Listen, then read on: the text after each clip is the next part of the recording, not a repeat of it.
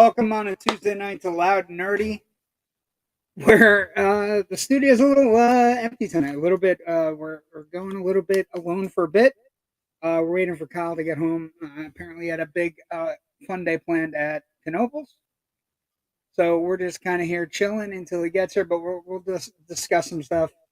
So first off, good evening, Ken McKernan. How are you tonight? I've had an interesting week. I've watched a lot of stuff this week. I've kind of binged on a lot of movies and just kind of getting my fighting strength back. So I've been watching a lot of stuff, and I've been sending it out, kind of sporadically. But I thought we'd have a good night tonight to go over some things that are playing, some things that are playing in theater, some things that's playing online, some things you can get in video demand or theaters. And I thought we'd talk about those first and foremost. Well, we'll at least talk about them in a moment. But let's talk about some of the news of the day. Big news out of Hollywood. And then a big news story that's, kind of fun. But big news out of Hollywood. The Paramount Skydance talks have ended. So there will be no merger. It did not end up happening. Sherry Redstone's daughter of the Redstone, basically Sherry Redstone's the one that owns it now. She's a controlling shareholder in National Amusements. She owns 77% of the voting shares in Paramount. But basically, National Amusements Incorporated, the majority voting shareholder of Paramount, today announced that we have not been able to reach mutually acceptable terms regarding the potential transaction with Skydance Media for the acquisition of a controlling stake in NII. Kind of a weird thing, because it was a 6-month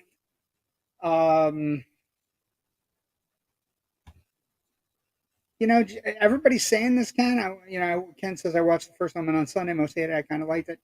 Jerry said he really liked it. He said it's not exactly what it's supposed to be, but it's better than expected. But this Paramount thing is kind of weird anyway, because it was weird to figure out what's going to happen to Paramount, what's going to happen to Paramount Plus.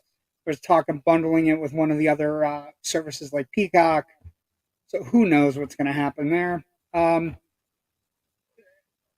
The other major kind of pop culture news of the day that has to be discussed, and it's something I enjoy every 4th of July, but Joey Chestnut, competitive eater and world champion hot dog eater, has been banned from the Nathan's hot dog eating contest over apparent partnership with plant-based hot dog brand.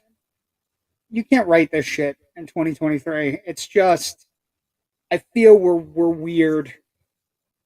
Things are getting weird, and it's just getting weirder. And it's just one of those things where we look up and everything's kind of like, why is that happening? How did that happen? Why? But basically, so he will not be involved in the 4th of July Nathan's hot dog eating contest. He holds the world record, the all-time record, with 76 hot dogs and buns eaten, which he did in 2021. And this is what Major League Eating, who also sponsors the event, said. We are devastated to learn that Joey Chestnut has chosen to represent a rival band that sells plant-based hot dogs rather than competing in the Nathan's famous 4th of July hot dog eating contest. Emily and Nathan's went to great lengths in recent months to accommodate Joey and his management team, agreeing to their appearance fee requests and allowing Joey to compete in a rival unbranded hot dog eating contest on Labor Day.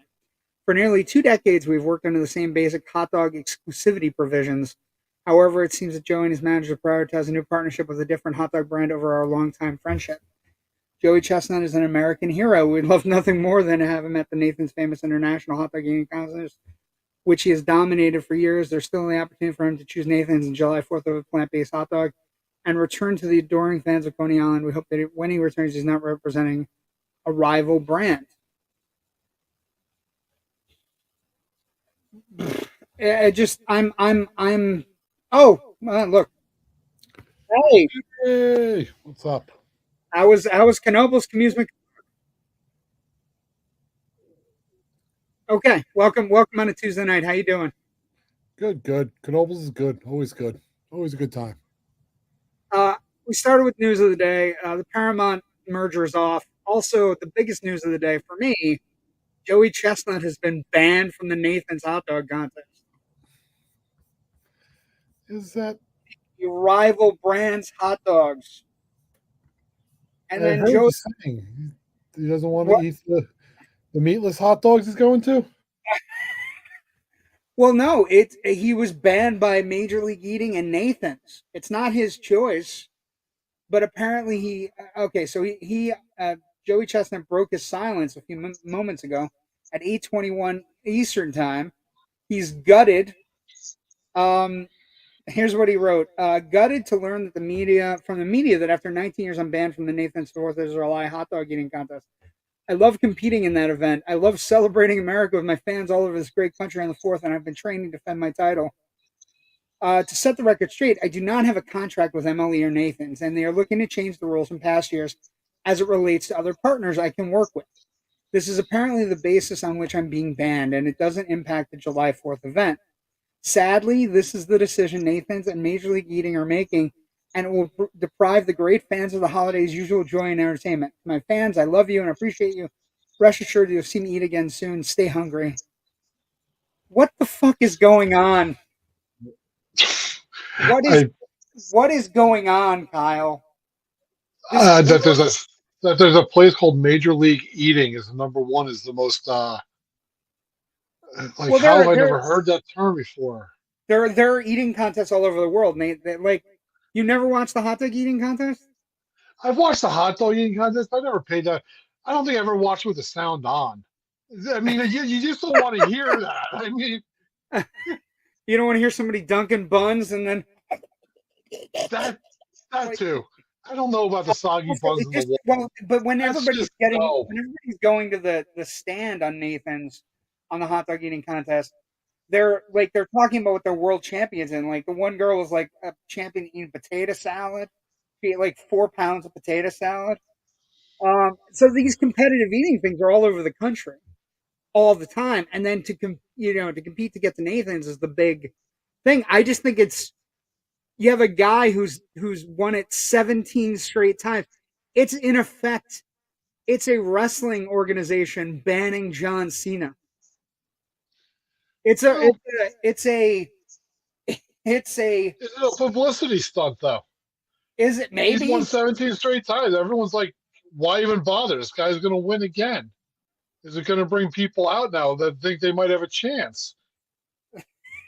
Or are We they have going to to go, compete okay, for you won, but now, dun, dun, dun, dun, and here comes Joey Chestnuts walking it. through the curtain. Now you got to beat the ultimate boss. It would be the ultimate publicity stunt, like It 4th of July, would be and now Labor Day. You better start training because Labor Day you got to face off against Joey Chestnuts. a, Like, a, and you make a it a rival two-parter. a rival hot dog brand. I can't Damn ballpark. several brands have sought to capitalize on the rare moment of discontent. MLB's Seattle Mariners invited Chestnut to their upcoming Hot Dogs from Heaven promotion at T-Mobile Park, in which hot dogs are parachuted from the upper reaches of the stadium toward waiting fans below. This is a direct tweet from the Mariners. Hey, Joey Jaws, let us know if you need a place to celebrate the fourth. Hot dogs on us, and we'll even have you lead off hot dogs from heaven. Hey, Joe, Madison Social. Hey, Joey Jaws, we do a hot dog contest down here if you're looking for a new home and have a sweet belt as well. So that is this is one of the more surreal pop culture. I didn't. I The didn't. man is a I didn't winner. think the week was this slow. It's not, but I will tell you, I'm mildly obsessed with the hot dog eating contest. I look for I. It is the one thing on the 4th of July that I cut out time from my schedule. Whatever's going on, wherever I'm going, whatever I'm doing, I find time to watch the hot dog eating contest. And this is just a blow. This is you know, who the fuck's gonna win? This is terrible. It's wide This is, open, man. it's It is wide the open. best. It is just wide open. I was telling It is everybody the before I best showed up. PR stunt. Maybe it may be. I've been catching up. I've been doing a lot of catching up. I haven't caught up on everything, but I've caught up a lot. And I was going to talk about that. First off, let's talk about shows that everybody should be watching. Have you finished? The Acolyte. The Acolyte. I know, but we're going to talk about it in a second. Have you finished X-Men? Have you finished Yes, X-Men? Okay. Were you happy with X-Men? You weren't here last week, so I didn't get to talk I to you. was. I think it's one of the best things going for Marvel this year. Like, I think I was disappointed we're not gonna have a tie-in with the show and Deadpool, but I'm okay with that also. But if he had shown up in animated form, it would have been hilarious. But were you? Now I know you were. I think we chatted about it or something. Weren't you one? You were excited about Onslaught. You want Onslaught, right? You want that villain, or was that somebody else? And I'm That was confusing someone you. else. God damn it! But I'm happy about Apocalypse. You happy about Apocalypse? It might be too Oh, early for me. Yeah, always happy about Apocalypse. If Apocalypse shows up, it's great. Because I think I he's just gonna. don't know why. Why haven't we gotten an Omega Red yet? Well, he did. He was in it. He was No, not the cartoon. Not the cartoon. Like just in any of the. any of the movie. Why haven't we gotten Omega Red in the movies? He was in Yeah, the cartoon though. You know, he was in the cartoon, right? You yeah, saw I know that. the sequence was amazing because the EMP blast from Magneto released his chamber. Good fucking luck there, and no fucking Wolverine to fight him. So going to be messy. Another show that has to be discussed.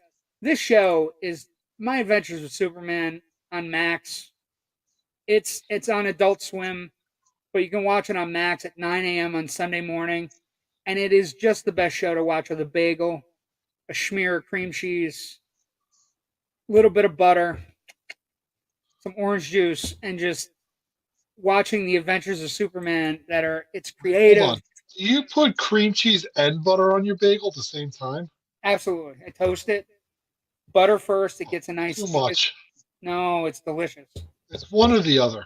No, it's delicious. If it's a garlic or a cinnamon raisin, it goes butter. No, no, no, If no, it's no, no, no, no. It's yeah, yeah.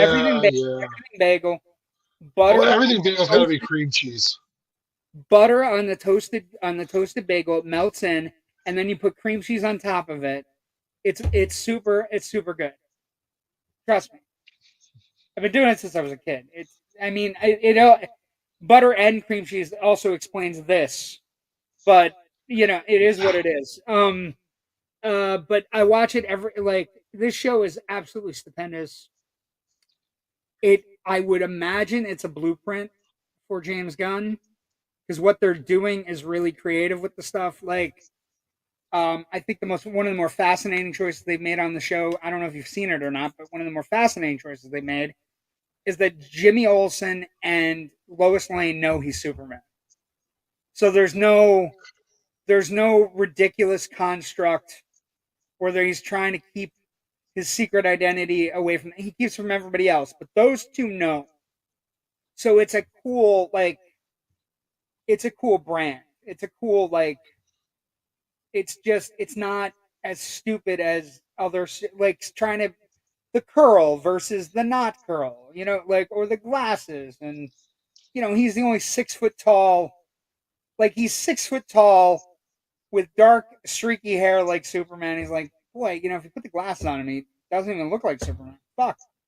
But they're doing really creative things. Like this past episode this week had Jimmy Olsen going to a festival, a Stars Lab festival where they were talking about aliens because Jimmy Olsen in this version he writes a UFO blog / podcast.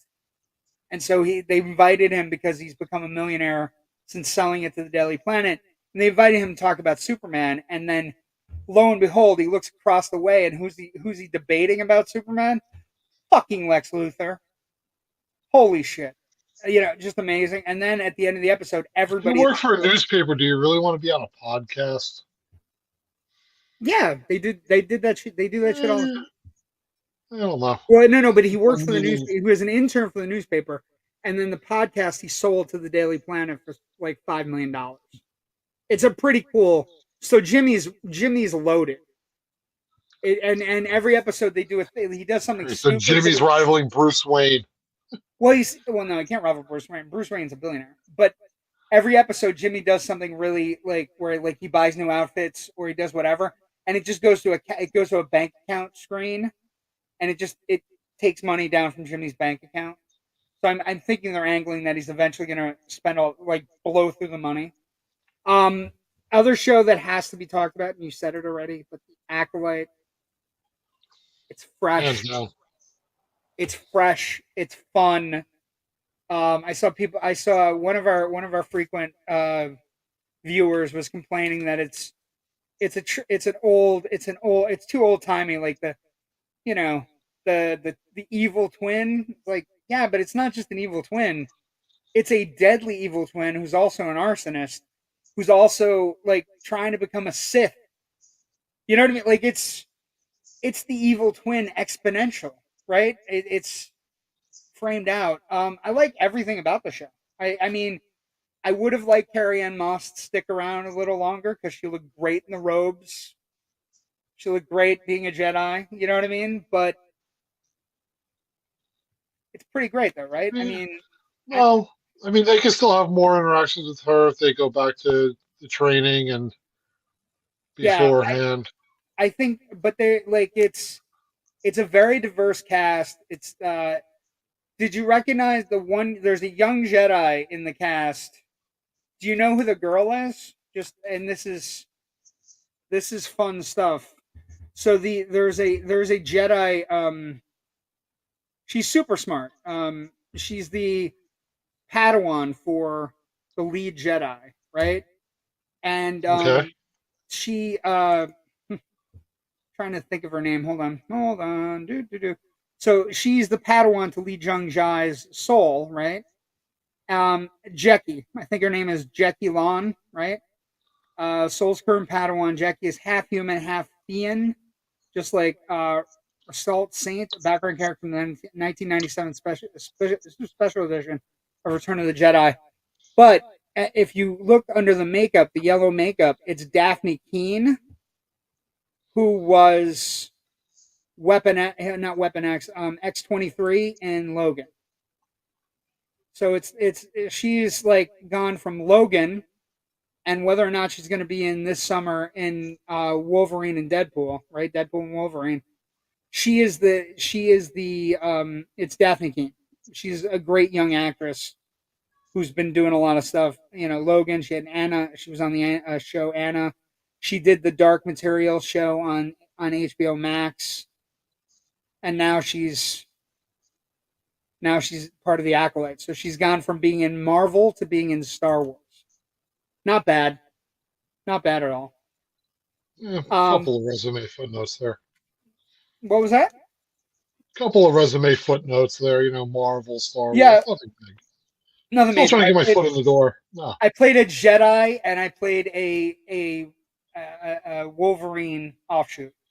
Not Well, bad. I Not mean, bad.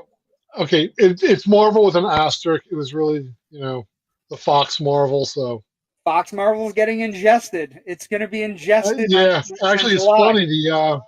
I think it was today. Me and you 5 years ago saw the last installment of the X Oh Men, God, the Cinemark. that movie was so Yeah, fucking bad, dude. That movie it was was so bad it was so. good. It was so bad it was It good. was no. What it was a rare moment where you and I were having so much fun, just going. This movie is so fucking bad. It's Rocky Horror level awful. Like it's like not that Rocky Horror is awful, but just the idea that Oh, it is. you could sit there and make fun of fucking Dark Phoenix movie until your mind explodes. It's so bad. But the Acolyte, The recent string of HBO shows has been really good. Obi-Wan was really good, and Andor was really good, really, really good. I And went back and I watched Solo this past week, and I enjoyed it. Solo's not a bad movie at all. Solo gets a bum No, rap. it does get a bum rap at the time, but that's fun. Um, It is fun. It is a fun movie, and you know what? They hit all the right parts. Him and Chewie were good together. Now the kid, I mean, here's the problem, right? With a Solo prequel movie, somebody's got to be a young Harrison Ford. And I don't know if you know this, Kyle, but young Harrison Fords are in very short. Old Harrison Fords are in very short supply. We're like young Harrison Ford is in very short supply. Old Harrison Ford is in short supply, and you try to make a Solo movie. I mean, I didn't hate it. I will say that to you. I did not hate the movie. I mean, if I have to dig through stuff, hold on. Well, that's my Furiosa popcorn bucket. See? I'm all in, by the way, on the popcorn bucket. We were talking about this earlier this summer. I am all in, dude. All in on the popcorn bucket. Should I not be? Look, here's my Aiden, whatever his name is. I don't. What is it? Arden? Is it Arden Ehrenreich? Or whatever the hell his name is. I don't go that deep down rabbit holes of knowing the names of the actors and stuff. But I mean, it's a cool figure. Like it's. I mean, it's a cool figure, but it's not as good as like. But This is my probably my favorite figure of all time. Han Solo Bestman. I have multiples of this figure. Anyway, anywho, so about 5 or 6 weeks ago when we were previewing movies coming out, I remember you yeah, skipped over Bad Boys Ride or Die, and I I said I did. think it might actually do pretty well, and 56.5 for an opening weekend. Yes, I it mean, did. When I skipped over it, it wasn't more. It wasn't about whether or not it was going to do well. It's whether or not you know this movie means a lot more to Will Smith than it ever well, has. that was one of the questions we asked too, if people would come back out to the movies with Will Smith. I was going to talk about it. I saw it. I saw it on Thursday. Yeah, It is not better, nor is it worse than you would expect. It's actually better than you would expect. yeah. So I enjoyed it. It's fun. They're getting older. It's like what if all the jokes from Danny Glover in the Lethal Weapon series were just the two leads? That's all they talk about is like I'm too old for this shit. Like what are we doing? But I will say I enjoyed the movie. I will say it had a fetish thing for me. I enjoy action films that have an alligator sequence. I like alligator sequences. I like when there are sequences of weird like things that make the action sequences a little bit like it's like if you're playing D&D and it's a little bit more difficult because you have to deal with like the alligators. There's an alligator fight like the last action sequence in the movie takes place at a former alligator farm slash uh petting zoo kind of thing. Not a petting zoo, but like a Gatorland kind of place for the folks. Hello.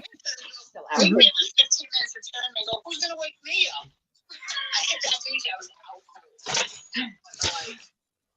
There you go. It reminds me of the time we got the we went in we bought how many hamburgers did we eat that night? The night we were in Jersey and we stopped at White Castle. We put Oh, away a jeez. 40 box. Didn't we do a 40 box that night? Yeah, we got a 40 box that night. I No think we shame. it, No shame. tiny. They're tiny hamburgers, people. Don't judge us. But I didn't hate Bad Boys Ride or Die. I was going to talk about that tonight. I think it's one of those movies like it helps Will Smith out a lot that he can still say I opened a movie. Now, the thing is, Bad Boys is his franchise, right? It's his go-to franchise. It's been the one that's made the most. I mean, he wasn't in Independence Day 2, so you can't count that as a franchise for him. And most of his other movies haven't had sequels.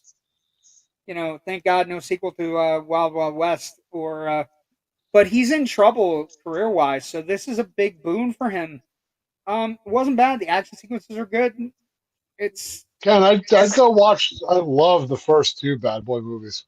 I love when Reggie comes to pick up Martin Lawrence's daughter at the door for the Reggie. first date. Without giving too much away, Reggie is a force of nature in this movie. Reggie has a lot more screen time because I don't know if you know this. Reggie, the actor, is real young. Not real young, but in his mid 20s, early 30s. So I don't know if you realize that, but that's a really good thing for you to go, hey, maybe Reggie can be a bad boy for life too. But yeah, the plot is basic. It's somebody in the police department basically sets up the captain that died in the last one, ties him to a drug cartel. They set about to find who is framing him. And the only way they can do that is by using Will Smith's son, also from the third movie, and try to figure everything out. And when they do, they go on the run, and it's crazy. So you had it's fun. I don't know that it's gonna last 3 weeks, 4 weeks. You know what I mean? Like I don't know how long it's gonna last. It's gonna immediately have a 60 to 70% drop next week. Although everything is gonna drop like a rock because Inside Out is gonna crush everything. Yeah. But yeah, so that's one of the movies I saw. I also saw this, which is still playing and on video on demand. And I don't know if you've seen it, but I want to talk about it because I saw it. This movie was fantastic. I don't understand. I don't understand. I don't understand why it bombed. I don't understand how people who went to see it didn't enjoy it or didn't love it. These two have great chemistry.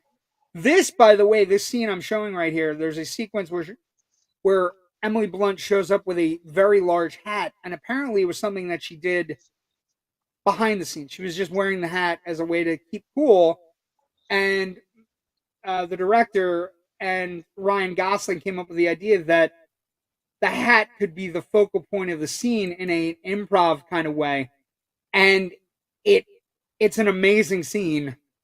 But it has a really good soundtrack. It has fucking Phil Collins Against All Odds. It has all these great 80s movies songs. And I fell in love with this movie. I actually think it's one of the better movies of the summer that I've seen thus far. The only one I haven't seen that I will rectify tomorrow is Kingdom of the Planet of the Apes.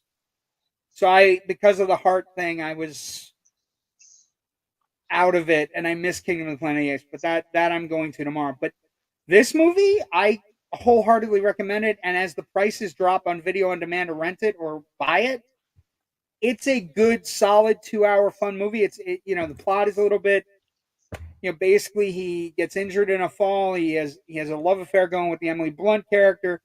He gets called into the movie that she's directing, and then the star goes missing. And he gets framed for murder. It's fun trying to unravel it, but it's also fun because Gosling's having a blast. It's got a good supporting cast, and it very much the movie is a very big shout out to stunt people getting their righteous due at like the Oscars. And right after the movie came out 2 weeks ago, the Oscars kind of announced that they were looking at doing a stunt man category. So, yes, but I highly recommend it. It's at least worth a rental. I think you'll enjoy I it. did miss last week. Did you go see Garfield? Yes. Not Fun. good. I enjoyed it. What I would say is, I well, enjoyed it up until the end. They didn't tie it up too good. yeah, the ending is just a mess. But what I would say The is, ending falls, but it is ending not falls on his face. But right. It's an animated movie, not for me. But the 8-year-old and the 6-year-old I was with, they loved it. We went did you have a from little bias because the voice wasn't Bill Murray? Also, no, no, because I grew up original Garfield, so I didn't mind Bill Murray. I didn't mind the Pratt voice. That didn't I distract me. don't I know. just The thought it Pratt was voice was a little off for me. It didn't fit Garfield for like me. all the That shit that was going on was just like I envision a Garfield movie that doesn't involve him trying to hop on a train. You know what I mean? Like it was just, isn't that a the little train, bit? the train was funny. But yeah, but isn't that a little busy for Garfield? Like Garfield's joke. If you read a strip of Garfield jokes for a week, there will not be a single train in them. Kyle is my, Barely be you a, know what I mean? the only movement will be eating a lasagna pan. That's But what I'm I saying. mean, And what I would say is one of the things the coolest tie-ins, we after the movie we went to Olive Garden for dinner, and the kids got lasagna even though they're not lasagna fans. So it was fucking weird. And it was like it was fine for what it was. It's not going to change. It's not a rocket science, changing. have they taken your credit And card to do DoorDash yet? we do it for them. It's fine. I've not seen Ken McKernan writes. I've not seen any of the Bad Boys movies yet. Really? They're pretty. Like I would say for me they're a step below like like I was Bad Boys. Ride or Die, Bad Boys for Life, Bad Boys 1 and 2. They're a step below for me of like classic Lethal Bruckheimer Weapon. stuff. Well, Lethal Weapon, they're a step below The Rock. You know what I mean? Like they're a step below a series of any number of action films that Con Air. They're a step below Con Air. You know what I mean? Like they're good. They're fine action movies for what they are. But the other side of it is I can watch them and realize we were in an audience on Thursday of mostly African American and Latino people, and I can realize that it's not all action films are for me. Do you know what I mean? Like, and the audience that this was targeted to, they were in fucking hysterics, and so they made like this is very much a movie that if you go to see with a big audience, everybody's laughing, so you start laughing too. You know what I mean? And some of the shit is funny. There are funny lines like again, there's an alligator farm. There's an albino white giant alligator. They get into a fight with it, and Martin Did he Lawrence says, slap anyone? "No, no, well, No! interesting." Oh! He gets actually Will Smith gets smacked, so it's kind of funny. But the alligator sequence it made me laugh, and then Martin Lawrence's the character arc for Martin Lawrence in this one is that he thinks he's invincible because he survives a heart best, attack. alli- best alligator sequence is Happy Gilmore, and Chubbs lost his hand. It's not as good as Chubb losing his hand. I will say that a white Sorry, albino spoiler alligator. alert. I will say that a white albino alligator biting an African American man, and then the African American man turning to Will Smith, going, "That alligator's racist, Mike," made me chuckle. That's a racist alligator, Mike. Ken, Look at how white he is. You know, Ken prefers Rush I Hour. prefer the Rush Hour movies. Fine, that is a there. I would say the Rush Hour movies and the Bad Boys movies pretty equal. Like they're right in the If they same. had a stuntman category when the Rush Hour movies were made, would Jackie Chan have won an award for that? He might have. Well, because Yeah, because he did his own Jackie stunt. Chan's still doing his own shit. I would say like the stunts. There is a stunt like it was on. It was on when they did a thing on USA after Raw one night where they showed the one stunt. There's a stunt in the movie where when he's hired for the movie, he has to do an 8.5 barrel roll with a with a truck that at the time, and they show it in the end credits. So it's like, it's also like, it's a fun end credits, like Cannonball Runish, like just people joking and laughing and having a blast. Um, and the barrel roll actually set a world record for the most rolls during a vehicle stunt in a film ever, and it's a tremendous stunt. But I don't understand. Like, we've had people bitching for months and years and days and weeks, and we don't get any original movies. And Fall Guy is moderately original, so I just don't understand why we haven't, like if you choose not to go to see these movies, you cannot bitch when we get Bad Boys 5. All Guys are Universal, so it should be on Peacock soon. It will be on Peacock soon. But I don't know. I bit the bullet. I was like, I want to support these filmmakers because I like them. Another thing that, again, Fall Guy, a lot of fun. Another thing I saw last Thursday, I saw this. Ashana Night Shyamalan with her dad producing, called The Watchers. It has great sequences like this, and a dark forest with a bird in a cage, and we talked a little bit about this on Generation Movie last night. Never in the history of a film has a twist ending been 25 minutes long, but here we are.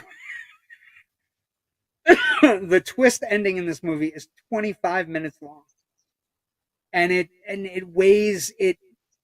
It's one of those movies that's like, it's a cool concept. It's very much like, it's about a woman who's like thinking about like an anniversary of an accident that she caused with her twin sister, where her mother died, and she's kind of living alone in Ireland, and she works at a pet store, and she's a little disgruntled, and the pet store asks her to take a rare bird to a zoo in another part of Ireland, and they basically say, you're going to drive all weekend and whatever, and you'll get to the zoo and bring the bird. She's like, okay.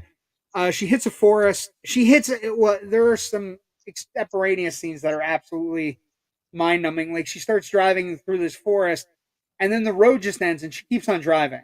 So it's like, bitch, and there's no road. So just get in your car and Where turn did that around. motorcyclist come from? Must have been the castle. Anyway, so she basically gets into this forest, and it's very much set up like the forest, like, that forest in Japan that has like all the suicides and the markers, and people go there, and they're like, there are all these different things all over the place that are like their last kind of will and testament kind of things, like chains and whatever. It's like that. She runs into a bunch of barriers, a bunch of different things. And then eventually she runs into 3 other people who are stuck in a box. Just a box. And they perform for the creatures that keep them in the box every night. Don't think you're selling this too well. Yeah, well, I would say it's a 2-hour movie. And what I would say to you is, Kyle, I was on board Until the psychedelics wore off? What? I was on board. Well, it's a cool concept, and I would say Elle Fanning is a good actress, right? So it's got a lot going for it. It's and you assume that it's going to be supernatural horror, and you also assume it's going to have some sort of twist ending. Dakota Fanning's really good, and it works up into a point, and then there's a 25-minute twist. It's 25 minutes. And the movie just buckles under the pressure of the premise and the ridiculousness of the twist. So it's not like The Village, where the twist happens and it's quick and then the movie ends. The twist, you get a glimpse of what the twist is going to be, and then one character goes to a university, goes to a house, goes to another house, and then the twist has already happened. And it's just like, this is a 25-minute twist. I've never seen anything like it. And the thing is, they had a perfect spot. There's a spot where they could have put the twist, where all they had to do was have an actress look at the camera directly, and you would have gotten the twist, and it would have been a great ending. But they don't. It's 25 minutes. It's lengthy, and the movie just buckles. It's like, it's very much like the end of Return of the King, where the endings just keep on coming, and you're just like, what the fuck? And so the movie buckles. It was disappointing. It was meh. And then the last movie we will talk about, for anybody who has Netflix, I encourage you immediately after the show is over to go watch Hitman. Richard Linklater. That's not the one I thought you were going to say. What were you? Are you going to say Under Paris? No, the new Jerry Seinfeld one on there. Oh no, no! I'm very much off Seinfeld. It was hysterical though. About the Kellogg's Post Wars in the '60s. Yeah, no, I hear you. It was fun. This movie, though, this Hitman movie is spectacular. It is. It's based on a true story. Let me sell you this one. This one I want to sell. Based on a true story, and it's about a professor played by Glenn Powell, who works. He works in. He basically is a person that studies human behavior. And so what happens is, he's also a person who dabbles in electronics. So he starts working for the New Orleans Police Department. And when the person that usually plays their hitman to catch people trying to murder people for hire gets suspended, he basically becomes the person that goes into these meetings with people, offering to snuff out whoever they want to snuff out. So and what happens is, because of his foray into a psychology and human psychology, he basically, for whatever the person is, he becomes a hitman that person needs. So, like, some of them look like Patrick Bateman at the top here. Some of them look like Anton Chigurh from No Country for Old Men. Some of them look like, cool badasses. Some of them, and it's an incredible thing. In real life, the person had 70 convictions in his career. So it's quirky and fun, and eventually he meets a woman that, is trying to hire somebody to kill her husband, and she may or may not be a bad seed. And he falls for her. So it's actually really, it's super sexy. Glenn Powell's really good. And actually the character doesn't know if he's, like, these are the two sides of his character. This, the right side here in this picture is the professor, and the left side is this hitman named Ron. And everybody in the movie wants to fuck Ron. Even the cops that are on the other end of the listening devices. Both sexes.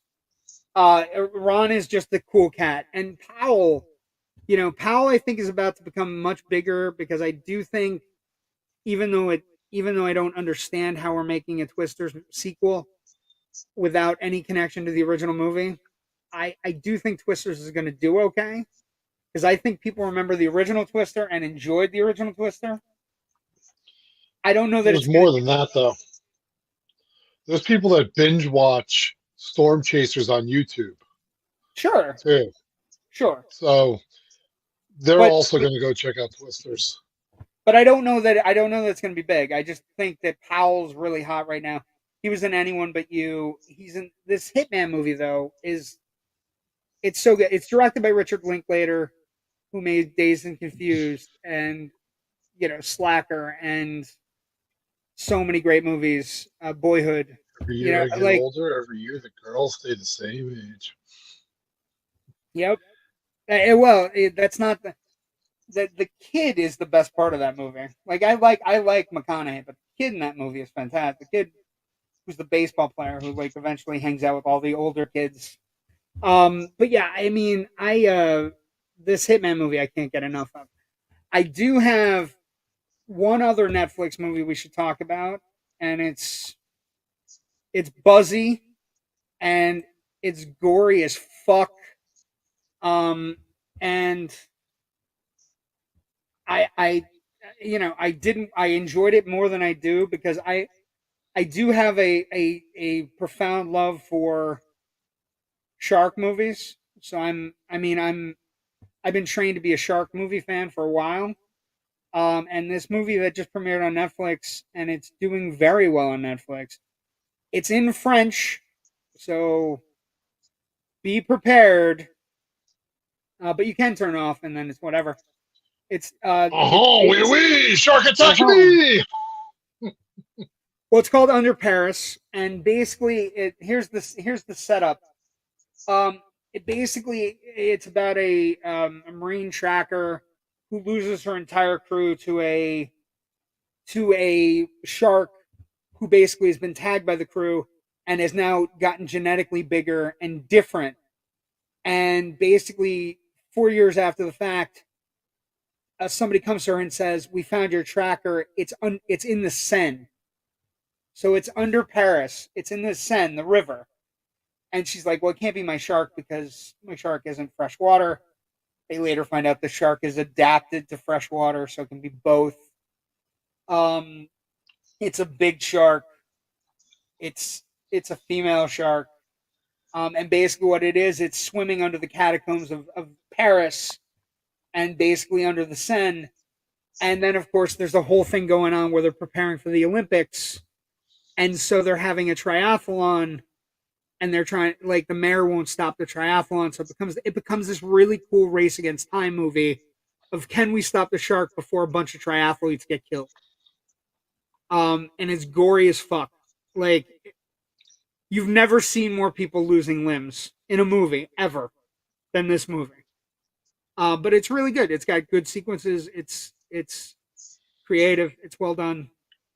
It's got a lot of deep blue sea undertones to it. And I would also say for people who want nature to win, nature wins. So be prepared for it and stay all the way through the credits because the credits are reminiscent of the credits from Rise of the Planet of the Apes. It's a great little movie. Hour 45 minutes. I am French, so no problem for me. Yeah, you'll enjoy it. It's not Jaws, but nothing is. Um, so okay, so have you gotten a pop this week? What's your pop? Is it a Jubilee pop? Because we're going to do that again. That madness. Oh no, you. Well, no, you. I showed you the Jubilee Pop online, but I I know. did get these two this week that I think you'll enjoy. I still got to What's get up? the third one. What about Bob? And Stripes. Oh, you got Bill Murray. Look at that. Two Bill Murray pops. I still got to find the Ghostbusters Bill Murray one, but He's hard to find. yeah, yeah. What about Bob? When I saw that one, I had to grab it. Oh yeah. What about Bob is a sneakily great movie. Yeah, Baby steps, just baby steps. that that and Stripes. Stripes is also. Stripes is amazing. Stripes, him and Reitman. Like, have you paid attention to the storylines? Like, that's one of the saddest things in my life. That that oh Russell, I love Russell. That's one of the saddest true stories. Is that Harold Ramis and Bill Murray had a huge falling out. That's one of the saddest true. Like, but then eventually, like, the story goes that the week Harold Ramis was dying, Bill Murray flew to the town where he lived, went to the local police station and said, "Just take me to Harold." I don't know where he lives. I know he lives here. Just take me to Harold. And the cops brought him right to Harold Ramis. And, they basically amended they started fighting after Groundhog Day, I guess. And that's sad because they're two of my favorites. Stripes, though, you know what else? I've been watching a lot of old comedies this summer. I bought, because it was $5, I bought Brewster's Millions. I fucking love that movie. Richard Pryor and John Candy are amazing together. They should have made 100 movies together. And then I also bought, because I was in a John Candy mood, I bought Armed and Dangerous. It's not a great movie, but it's funny as fuck. Him and Eugene Levy. Oh my God, I laugh. Like, he's just, they play, security guards. And this week I also bought for $5. I bought Back to School. Because that movie is just, I was thinking about, somebody asked me one time, what roles would you like to play? I want to play any roles that were played ever by John Candy or Rodney Dangerfield. Those are the roles, like, because they were funny and they were like snarky and just sarcastic. I think one of my favorite lines. Talking to a friend this week. Oh, go ahead. Oh no, I was gonna give my favorite Uncle Buck line. My favorite Uncle Buck line is Macaulay Culkin's birthday in the movie. Kid comes down the stairs and he's flipping the fucking pancake with a giant. And the best line ever is, "You should see the toast. I couldn't even get it through the door." Like, it's such a funny line. And then he beats the shit out of the clown. That role. What were you talking about with your friend? What's going on there? Well, I was talking with one of my buddies, and like you mentioned these old movies, and I was like, we were talking about going out and grabbing something to eat. And I was like, yeah, we go there, we'll have to unhinge our mouth, like when Dan Aykroyd goes to the dentist and Coneheads and opens his mouth, and it'll look like that. And he's like, he's 30 years old, and he goes, "What's Coneheads?" I was like, "What? Why don't you go fuck yourself?" What? I'm like, you go home right now and you watch Coneheads, and you do not come back and talk to me until you have. I'm like, who the fuck are you? Get the fuck out of here! I'm not going out to eat with you now. But yeah, I've been on a binge of watching old comedies because I don't know, some of the stuff just doesn't work right now. Anyway, okay, so we do have a movie. Jerry is on vacation. Hope he's having a great time.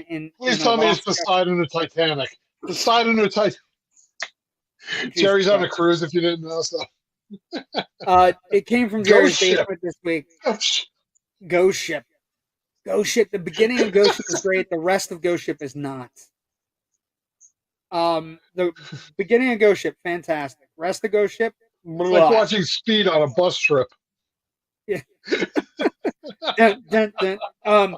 So it came from Jerry's basement this week. It's available on Tubi. He told me about it, and it is a cool movie from the 80s. Doesn't get a lot of play, but it's a movie called FX. And it is this great thriller. You can find it under names Murder by Illusion. It's a 1986 American action thriller. It's directed by Robert Mandel. It stars Brian Brown. And basically, it's about a special effects expert who's hired by the U.S. Department of Justice to stage the murder of a mobster about to enter the witness protection program. But basically, everything goes haywire, and he's targeted for murder himself. And then the New York Police Department gets involved and becomes suspicious of the case. It was a huge box office success. Did very well. It made almost $25 million on a $10 million budget. They made a sequel called FX2, The Deadly Art of Illusion. But it's great. It's got special effects in it. It's well done.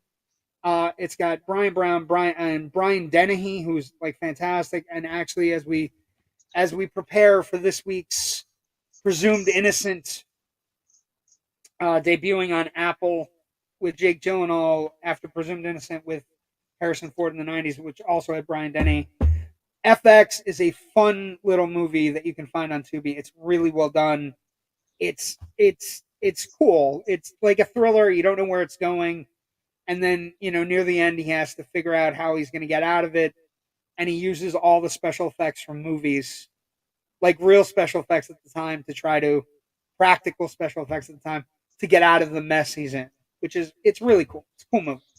Um, and then we jump to my favorite portion of the week, Twilight Zone Redux, kids. Here we go. Great episode. You may have definitely seen it on like on New Year's Day during any of the things that they run. The episode is titled "The Fever," and basically it follows this elderly couple. And basically, the opening narration goes like this: Mr. and Mrs. Franklin Gibbs, 3 days and 2 nights of all expenses paid at a Las Vegas hotel, won by virtue of Mrs. Gibbs' knack with a phrase. But unbeknownst to either Mr. or Mrs. Gibbs is the fact that there's a prize in their package, neither expected nor bargained for. And in just a moment, one of them will succumb to an illness worse than any virus can produce, a most inoperative, deadly, life-shattering affliction known as the fever. So basically, it's this whole episode, and it's about the perils and dangers of gambling. They're given an all-expense-paid trip, but the husband, Mr. Gibbs, gets super, super addicted. He keeps on hearing a voice in his head as he tries to go to sleep. He gets out of bed. After he wins, he feels he can't keep the money because it's tainted. And then the only thing he can do is put it back into the machine. So, later his wife goes down to the casino and he's playing the machine obsessively. And she tries to stop him, and he declares he's lost so much he has to try and earn some of it back. He becomes enraged when she presses him.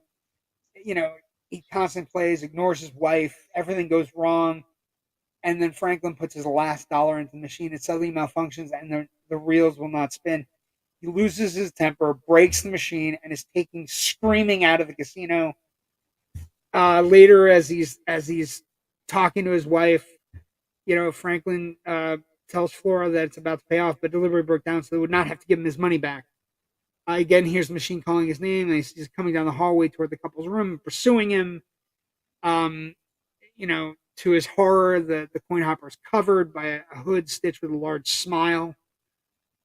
Flora can't see any of it. It's just him with the machine. But as the machine comes towards him, Franklin moves towards the window and he crashes through it and falls to his death. The police stand over the body, basically stating his wife had not slept in 24 hours. And the casino manager comments he's never seen anyone develop a gambling addiction so quickly and severely. And then, in true Twilight Zone fashion, Franklin's last dollar rolls across the pavement, stopped by an outstretched hand, and the camera pans in the direction from which it came and stops on the smiling machine. It is a fantastic episode. It is an episode where they talk about a real life affliction. Like, look at the actor here. Look at how scared he looks. Look at how playing with the machine. The machine coming towards him. It is a great tour de force episode. The actor's name is Everett Sloan, and Vivi Janice plays Flora. It is a great episode for anybody who wants to watch it. It's a wonderful episode about addiction and about what happens when we lose control of ourselves. The closing narration, as always, is Mr. Franklin Gibbs, visitor Las Vegas, who lost his money, his reason, and finally his life to an inanimate metal machine variously described as a one-armed bandit, a slot machine, or in Mr. Franklin Gibbs' word, a monster with a will all of its own. For our purposes, we'll stick with the latter definition because we're in the Twilight Zone. It's a great episode. It's based on it's based on some true occurrences and things that happen in people's lives that work on the show. The slot machine, coincidentally, is reused in later episodes, A Nice Place to Visit and The Prime Mover.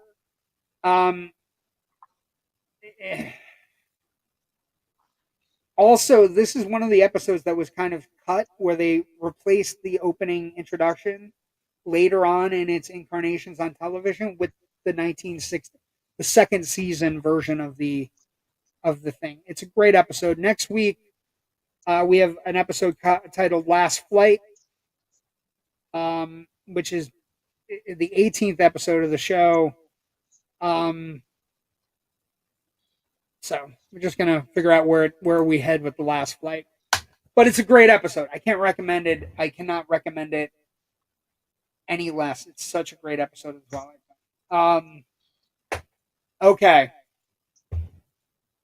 Kyle, what do you got going on? You got anything going on, or what are you working on, or what are we looking at for next week? I mean, everybody's going to be going to see Inside Out. I would imagine, even adults will be going. I plan on going. I plan on going Saturday night to the drive-in to see it. What is it playing with at the drive-in? Nothing. It doesn't have a second. The Circle's been doing single. No, the Circle's been doing single movies. Just doing one movie in and out. I kind of like it better that way. I don't know. I don't like that. That's not. I'm too old. I'm too old to stay for two. Old for two movies. We got that coming out. You also have this weekend. We have Netflix has a documentary premiering about Gene Wilder tomorrow. Apple's got the Presumed Innocent, the new Jake Gyllenhaal Presumed Innocent adaptation from David E. Kelly. Looks like it's the new Boys season will be dropping real soon. Boys seasons. Oh, that was the other big news. That one of the other big news stories today. I don't know if you heard it or not. You were busy going up and down slaloms and whatnot. The Boys to end with season 5 on Amazon. Ahead of its premiere of season 4, showrunner Eric Kripke has announced the R-rated Amazon Prime Video superheroes will conclude with its 5th season. And then he wrote, The Boys season 4 premiere week is a good time to announce season 5 will be the final season. Accompanied with, he did it on Twitter, and he accompanied with a redacted copy of the script of the season 4 finale. Always my plan. I just had to be cagey till I got the final okay from Vought. Thrilled to bring the story to a gory, epic, moist climax.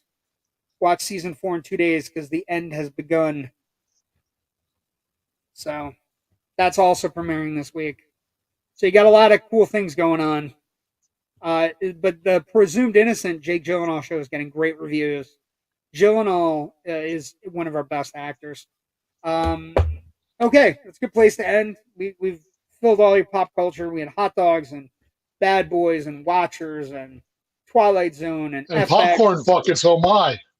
And popcorn buckets. Oh my! Yeah, and some throwbacks to some John Candy. And, yeah, the Furiosa bucket's basic. Just a piece of plastic. Nothing. But I did like this. One. I like this picture of her, like a gold hood ornament kind of thing. Anyway, and it wasn't any more expensive than buying a regular popcorn and a drink. So I got a cup too, and a cool Furiosa cup. Anyways, I'm trying to keep movie theaters in business one popcorn bucket at a time. Okay, well, that's a good place for us to end. Next week, everybody I believe will be back, and then next week we also for the other show we do a show called Generation Movie on this thing. So next week we have Pulp Fiction on Monday, June 17th. And then and then the following week, right before Axel F premieres on Netflix, we're going to be doing Beverly Hills Cop. We're doing a summer filmiversary where we do all these movies from 74 through 2004, celebrating 20, 30, 40, or 50 years in film perpetuity. You can also find my stuff, JW the Movie Guy, on Facebook, Twitter, Threads, Blue Sky, Instagram, anywhere you look, Facebook. We have the Loud Nerdy group that is also going strong. Thank you for joining us tonight. Kyle, anything else? We're good. We're tired. Go see a movie. Have a good time. Watch something major. Take the family out. Take the family out. Go see Inside Out for Father's Day. Father's Day is coming up. And that's another thing I do want to add. If your father is still alive, or if he's not, find a way to celebrate. And, you know, if your dad is still with you, by all means, go all out to celebrate him and enjoy his company while he's still here. Have a great week. We'll see everybody next week. Stay safe.